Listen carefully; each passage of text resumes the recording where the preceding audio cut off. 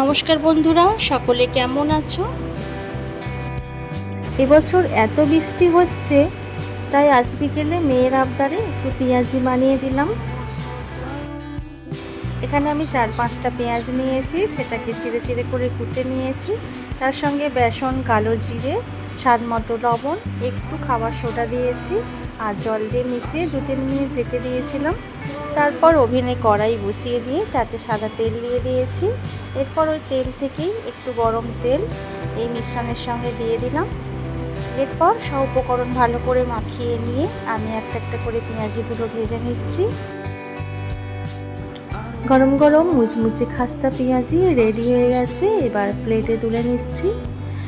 পেঁয়াজির সঙ্গে মুড়ি তো নেবই, আর তার সঙ্গে একটু চা হলে তো আরোই ভালো হয়। তো চলো চাটাও বানিয়ে ফেলি। আজ চাটা আমি একটু অন্যভাবে বানিয়েছি, তো দেখে নাও। প্রথমে আমি ওভেনে কড়াই বসিয়ে তার মধ্যে চিনি দিয়ে দিচ্ছি। চিনিটাকে আমি ক্যারামেল তৈরি করে নেব প্রথমে, তারপর দুধ দিয়ে দেব আর এর সঙ্গে একটু আদাকে থেতো করেও দিয়ে দেব। এবার চায়ের পাতা দিয়ে আমি চাটাকে সুন্দর করে বানিয়ে নিচ্ছি।